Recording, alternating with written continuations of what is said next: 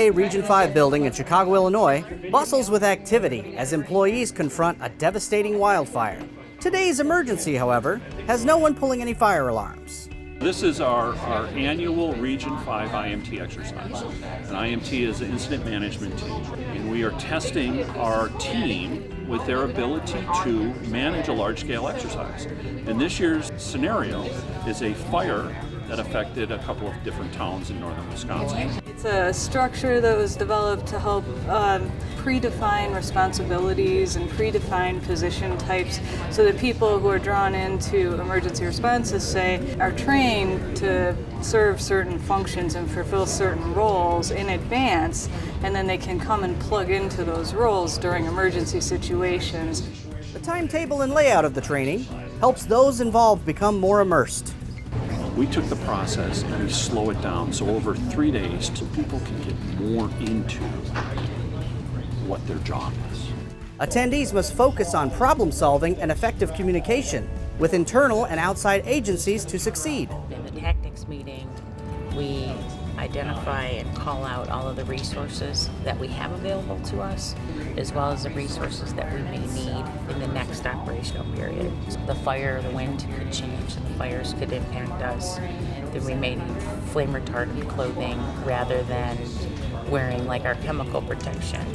It forces you to go interact with the other units. You kind of learn what they're doing, and I think it's a very helpful exercise to know what everyone else is doing.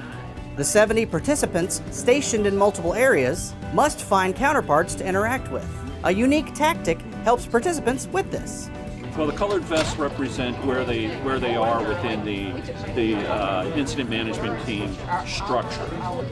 Then the other vests are merely a way for people from afar to say, oh, I need to go talk to logistics. Okay, well, logistics wears a red vest. Okay, so I'm looking for a red vest. The ever-changing wildfire scenario pushes participants to adapt to many aspects of similar real-world emergencies.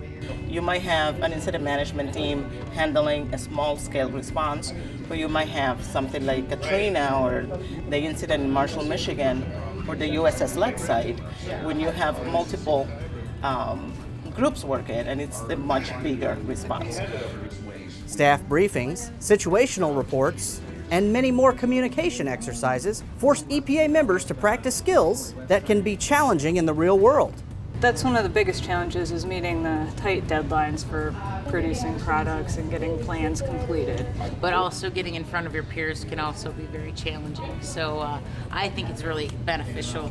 For example, we got we call it inject, about a reporter that was just taking pictures and trying to talk to the crews. We encountered that in real life, so as far as exercise goes, it's very realistic. Participants need not worry if some of their ideas or decisions are disastrous. The main goal of the training is to give members a taste of what real-world emergencies force responders to deal with. There is no grade. We know how well they do based upon how well they do in these meetings and how well the whole exercise goes forward, as well as the feedback that we receive. As the wildfire response winds down, veterans and newcomers reflect on the lessons learned. It's the first time for me as well. I've never been a PIO during deployments. I'm usually deployed as a CIC, Community Involvement Coordinator. I'm seeing both sides of the process as far as public outreach.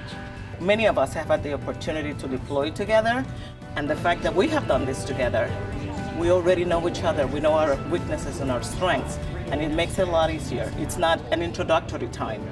This is a great experience that people that have considered being part of the incident management team considered it. It's a great opportunity, and when you are out there, you know that you're qualified to do the job and to do it well.